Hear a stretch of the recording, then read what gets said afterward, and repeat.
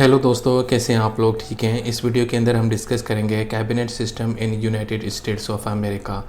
America के अंदर जो कैबिनेट है वो किस तरह बनाई जाती है, उसकी क्या फॉर्मेशन और कंपोजिशन होती है, उसका क्या किरदार होता है और इसके अंदर कौन कौन से लोग बैठते हैं और उनकी क्या रिस्पॉन्सिबिलिटीज़ हैं। और दूसरा ये कि ये जो अमेरिका के अंदर जो कैबिनेट बनती है और दूसरा ये जो ब्रिटिश के अंदर कैबिनेट बनती है, इन दोनों के बीच में क्या फ़र्क है। इससे पहले कि मैं कैबिनेट के बारे में आपको बताऊं, सबसे पहले तो हमें ये हमेशा याद रखना चाहिए कि कोई भी जो मुल्क होता है या रियासत होती है, उसकी बुनियादी तौर पे 3 ब्रांचेस होती हैं। एक होती है लेजिस्लेटिव, यानी जो कानून बनाती है, जो लॉ बनाती है, ठीक है, जिसको हम लेजिस्लेचर्स बोलते हैं, जिसके अंदर पार्लियामेंट आती है। उसके बाद दूसरी ब्रांच होती है एग्जीक्यूटिव, जो उस कानून को इम्प्लीमेंट करवाती है, उसको इन्फोर्स करवाती है, जिसको आम तौर पे हम हुकूमत बोलते हैं, जिसके अंदर ब्यूरोक्रेसी के डिपार्टमेंट आ जाते हैं, मुख्तलिफ डिपार्टमेंट्स होते हैं, जैसे मिनिस्ट्री ऑफ फाइनेंस आ जाती है, ministry of railway, education, transport, defence, ये सारे कुछ। इसके अलावा तीसरी ब्रांच होती है जिसको हम बोलते हैं जुडिशरी यानी अदालतें, जिनका काम होता है कोई भी जो कानून है, जो कॉन्स्टिट्यूशन है, उसको इंटरप्रेट करना, उसको समझाना। और दूसरा ये कि कोई भी केस आता है तो उसको देखना और उसको इंसाफ प्रोवाइड करना।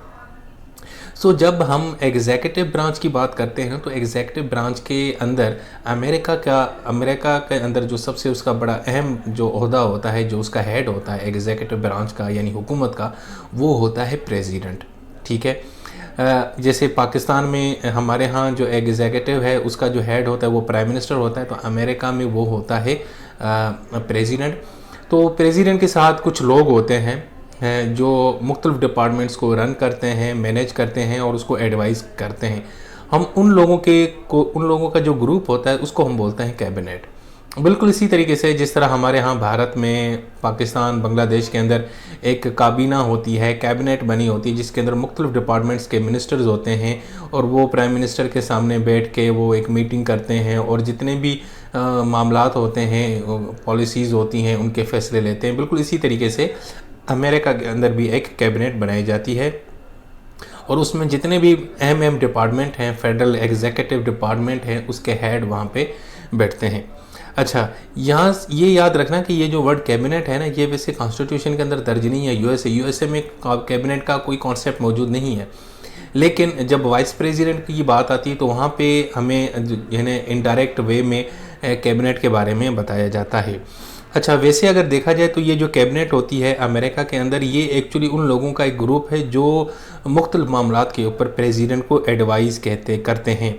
और ये वैसे वहाँ की जो एग्जीक्यूटिव ब्रांच है उसकी स्ट्रक्चर का एक हिस्सा बन चुका है, लेकिन वैसे अलग से कॉन्स्टिट्यूशन में, यूएसए कॉन्स्टिट्यूशन में, अमेरिका के कॉन्स्टिट्यूशन में इसके बारे में आपको अलग कोई चीज़, अलग आर्टिकल या सेक्शन नहीं मिलता। ठीक है जी।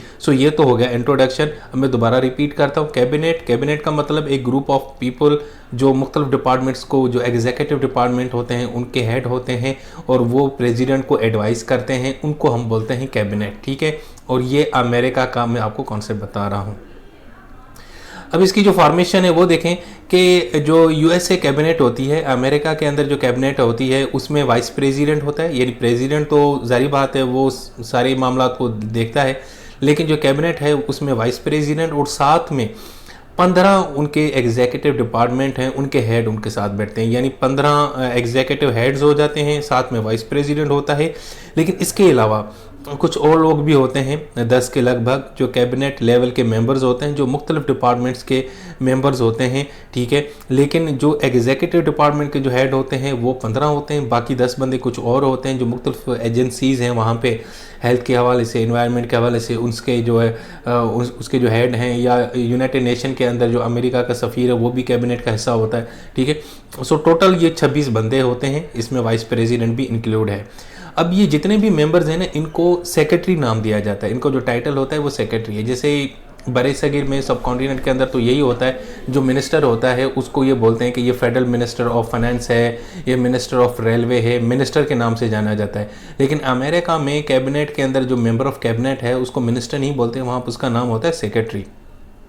हाँ, सिवाय सिर्फ एक के, वहाँ का जो लॉ डिपार्टमेंट का जो हेड है, जस्टिस डिपार्टमेंट का जो हेड है, उसको सिर्फ अटॉर्नी जनरल बोलते हैं, बाकी सबको वो सेक्रेटरी के नाम से जाना जाता है। सो आपने अक्सर कभी भी नहीं देखा होगा कि अमेरिका के फलां डिपार्टमेंट का जो मिनिस्टर है, minister of health, minister of state, minister of law and order, minister of interior, ये नाम कभी भी नहीं सुना होगा आपने अमेरिका के बारे में। यूके में मिनिस्टर कहा जाता है, पाकिस्तान में भी मिनिस्टर कहा जाता है, और भारत के अंदर भी। ठीक है। अच्छा, ये जो मेंबर्स हैं ना, ये जब इनकी मीटिंग होती है प्रेसिडेंट के सामने, तो ये बैठे भी एक ना सीक्वेंस में है।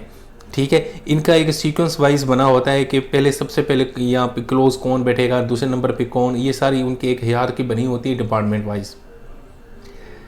देखें, ये लोग हैं जनाब, ये हैं टोटल 26, बीच में खड़े हुए हैं ये अपने जो बाइडेन साहब, ये अमेरिका के प्रेसिडेंट है, साथ में इनकी वाइस प्रेसिडेंट वो खातून बैठी है, ठीक, खातून खड़ी है, सॉरी बैठी तो नहीं है ये। अच्छा जी, इसके अलावा बाकी ये जितने भी आप बंदे देख रहे हैं, ये सारे के सारे मेंबर्स हैं। ये टोटल 26 है, इसमें 15 जो है ना मुख्तलिफ डिपार्टमेंट के जो हेड हैं, एग्जीक्यूटिव डिपार्टमेंट जिसमें हेल्थ है, एजुकेशन है, फाइनेंस है, स्टेट है। ठीक है, बाकी 10 बंदे जो है ना वो और मुख्तलिफ जो एजेंसीज हैं और दूसरे डिपार्टमेंट हैं उनके हेड है। अच्छा जी, अब इसकी जो अपॉइंटमेंट होती है बड़ी सिंपल है। ये कैबिनेट के जितने भी मेंबर्स होते हैं ना, ये प्रेसिडेंट का इस्तेहकाक होता है, यानी प्रेसिडेंट नॉमिनेट करता है। ये प्रेसिडेंट की मर्जी है, जिसको भी बना दे, यानी कि अगर आप अमेरिका में रहते हैं और अमेरिका के सिटीजन है तो वो आपको भी बना सकते हैं।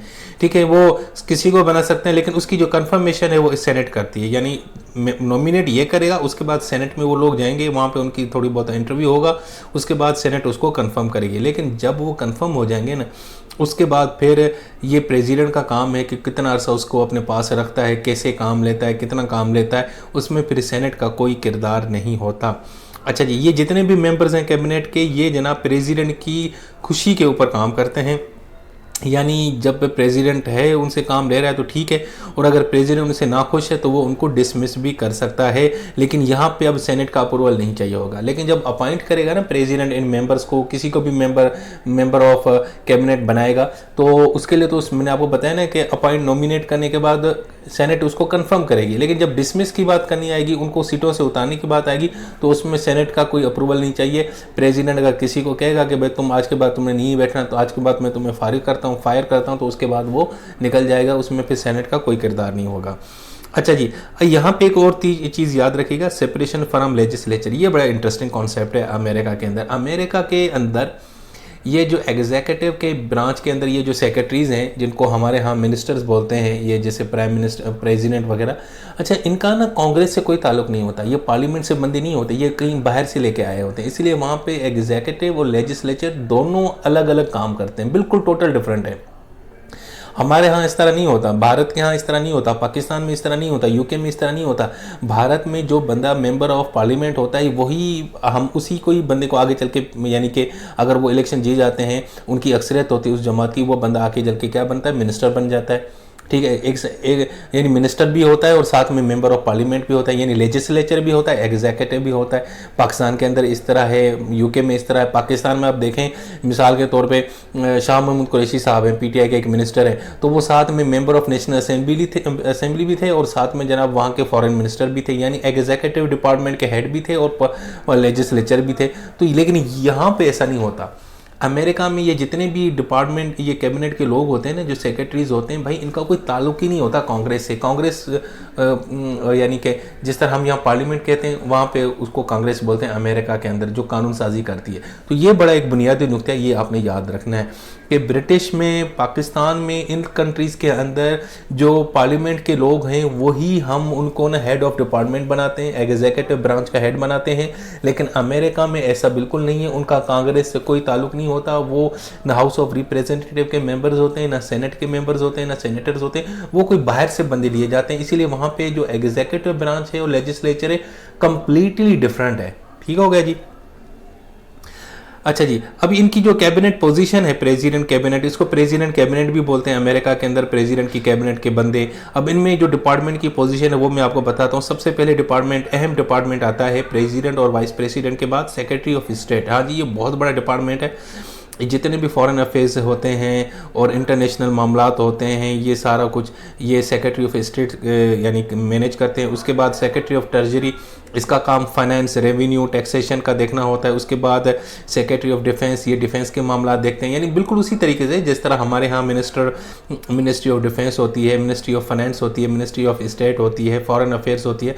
मतलब हमारे यहाँ सब नाम चेंज है, इनके यहाँ भी नाम चेंज है, लेकिन काम तकरीबन सेम ही है। अटॉर्नी जनरल, हमारे यहाँ लॉ मिनिस्टर होता है, यहाँ पे अटॉर्नी जनरल होता है। सेक्रेटरी ऑफ इंटीरियर, यानी जो इंटीरियर के मामलात हैं, जो इंटरनल मामलात हैं अमेरिका के अंदर रियासतों के बीच में, उनको ये देखेंगे। ठीक है, हमारे यहाँ तो पाकिस्तान में तो इंटीरियर मिनिस्टर बोलते हैं ना, फेडरल इंटीरियर मिनिस्टर, पहले राना सनाउल्लाह थे, ठीक है ना, उससे पहले शेख रशीद थे, ये सारा कुछ। उसके अलावा सेक्रेटरी ऑफ एग्रीकल्चर आता है, यानी ये एग्रीकल्चर के डिपार्टमेंट के हेड होते हैं। उसके बाद कॉमर्स आता है, लेबर डिपार्टमेंट आता है, इसके बाद health and human service department आता है। उसके बाद secretary of housing and urban development, या हाउसिंग और अर्बन डेवलपमेंट के मामला देखते हैं। इसके बाद सेक्रेटरी ऑफ ट्रांसपोर्टेशन, ये बंदा जो होता है ना, ये ट्रांसपोर्टेशन के जितने भी मामला होते हैं वो देखता है, ये मिनिस्ट्री इसके पास होती है। उसके बाद सेक्रेटरी ऑफ एनर्जी, यानी एनर्जी के जितने भी इशूज़ हैं, एनर्जी कहाँ से बननी है, इलेक्ट्रिसिटी, ये वो ऑयल, पेट्रोल वगैरह, ये सारे मामला ये देखते हैं। इसके अलावा सेक्रेटरी ऑफ एजुकेशन, यानी एजुकेशन का डिपार्टमेंट होता है। उसके बाद वेटरन अफेयर्स, यानी कुछ ऐसे वेटरन अफेयर्स होते हैं, पुराने अफेयर्स होते हैं, उनको ये मामला देखते हैं। और उसके बाद जो 15 डिपार्टमेंट होता है, last department secretary of homeland security, ये होमलैंड सिक्योरिटी के जो मामला होते हैं वो ये डिपार्टमेंट देखता है। इसके अलावा कुछ और 10 बंदे होते हैं, नॉन ऑफिशियल मेंबर्स होते हैं, जो मुख्तलिफ एजेंसीज़ हैं, यानी हेल्थ की एजेंसी है, यूनाइटेड नेशन का सफ़ीर होता है, ये सारा कुछ। ठीक है जी। सो टोटल जो है ना 15 एग्जीक्यूटिव डिपार्टमेंट होते हैं, 10 जो है ना वो दूसरे मेंबर्स होते हैं। अच्छा, अब हम देखते हैं ये जो कैबिनेट होती है, ये अमेरिका की जो कैबिनेट है, जो बाइडेन की जो कैबिनेट है, जो मैंने आपको तस्वीर भी दिखाई, इनका क्या किरदार है, इनका काम क्या, इनकी परफॉर्मेंस क्या होती है। यार इनका सबसे पहला काम तो एडवाइस करना होता है।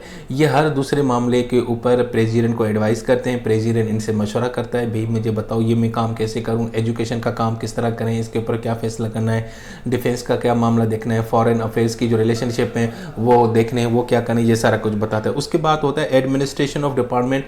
ये इनके पास अपना अपना एक डिपार्टमेंट होता है, वो उस डिपार्टमेंट के एडमिनिस्ट्रेशन देखते हैं, ठीक है ना, उनकी पॉलिसीज़ को इम्प्लीमेंट करवाते हैं, उनको उनके अफेयर्स को मैनेज करते हैं। यानी जैसे सेक्रेटरी ऑफ जो है ना स्टेट है, तो वो क्या करता है, वो उसका डिपार्टमेंट है, वो फॉरेन अफेयर्स के मामला को देखता है। ठीक है जी।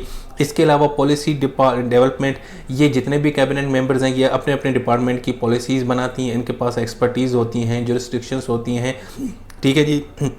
इसके अलावा national security and crisis management, जी ये कैबिनेट मेंबर्स ना, इनका दूसरा काम ये भी है, खुसूसन वो सेक्रेटरी जो डिफेंस, स्टेट, होमलैंड सिक्योरिटी में हैं, ये अहम डिपार्टमेंट हैं। इन सब का काम जो है ना नेशनल सिक्योरिटी के सवाल डिसीजन लेते हैं। अगर नेशनल सिक्योरिटी का कोई मामला है वो लेते हैं। इसके अलावा जो क्राइसिस चल रहे होते हैं अमेरिका के, इंटरनल एंड एक्सटर्नल, मिसाल के तौर पर अफ़गानिस्तान का मामला है, इराक़ का मामला है, रशिया का मामला है, इज़राइल का मामला चल रहा है, ये सारे मामला के ऊपर ये अपनी अपनी इनपुट भी देते हैं और नेशनल सिक्योरिटी जो पॉलिसी बनती है उसके अंदर भी ये अपने आइडियाज़ शेयर करते हैं। यानी कि ये जितने भी अहम काम है ये सारे यानी कि प्रेसिडेंट को इन मामला के ऊपर ये गाइड करते हैं, मशवरा देते हैं।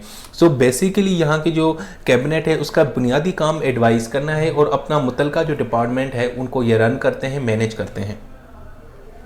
अच्छा जी, अब हम यहाँ पे ना थोड़ा सा डिफरेंस बताते हैं कि यूनाइटेड स्टेट्स की कैबिनेट जो है, अमेरिका की जो कैबिनेट होती है और जो ब्रिटिश कैबिनेट, इन दोनों में क्या फ़र्क होता है। अच्छा जी, सबसे पहले अमेरिका की जो कैबिनेट है उसका कोई जिक्र नहीं है कॉन्स्टिट्यूशन के अंदर, बस ट्रेडिशन चल रही है। बिल्कुल इसी तरीके से जो यूके के अंदर जो कैबिनेट बनाई जाती है प्राइम मिनिस्टर की, वहाँ पे प्राइम मिनिस्टर की कैबिनेट होती है, यहाँ पे प्रेसिडेंट की कैबिनेट होती है। ये याद रखिएगा, क्योंकि अमेरिका में प्रेसिडेंशियल सिस्टम है, यहाँ पे प्रेसिडेंट जो है ना हेड ऑफ स्टेट भी और हेड ऑफ गवर्नमेंट होता है। वहाँ पे हेड ऑफ गवर्नमेंट का जो हेड है ना वो प्राइम मिनिस्टर होता है यूके में, लेकिन उसका जो हेड ऑफ स्टेट है वो वहाँ का किंग होता है। अच्छा जी, रोल एंड फंक्शन, अमेरिका के अंदर जो कैबिनेट है उसका बुनियादी काम एडवाइस करना है प्रेसिडेंट को। वो मुख्तलिफ अपने एग्जीक्यूटिव डिपार्टमेंट के हेड होते हैं और गवर्नमेंट पॉलिसीज़ को इम्प्लीमेंट करवाते हैं।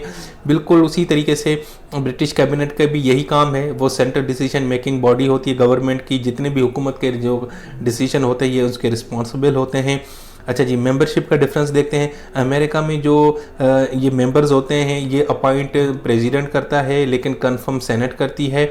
और ये बंदे कांग्रेस के मेंबर नहीं होते, ये कांग्रेस से नहीं लिए जाते, ठीक है, पार्लियामेंट का बंदे नहीं होते। लेकिन ब्रिटिश में ऐसा नहीं होता। ब्रिटिश में ये होता है कि ये जो मेंबर्स होते हैं ये पार्लियामेंट के मेंबर्स भी होते हैं, यानी कैबिनेट के जो है ना मेंबर्स, वो पार्लियामेंट से ही उठाए जाते हैं, जिस तरह पाकिस्तान और भारत में उठाए जाते हैं। ठीक है जी। और इनको चूज भी ना प्राइम मिनिस्टर करता है। इसके अलावा पॉलिटिकल अलाइनमेंट, आमतौर पे यूके में, यूएसए में जो कैबिनेट के मेंबर्स होते हैं उनकी कोई पॉलिटिकल एफिलिएशन नहीं होती। प्रेसिडेंट की मर्जी है, किसी भी बंदे को कहाँ से भी उठा के ले आ सकता है। लेकिन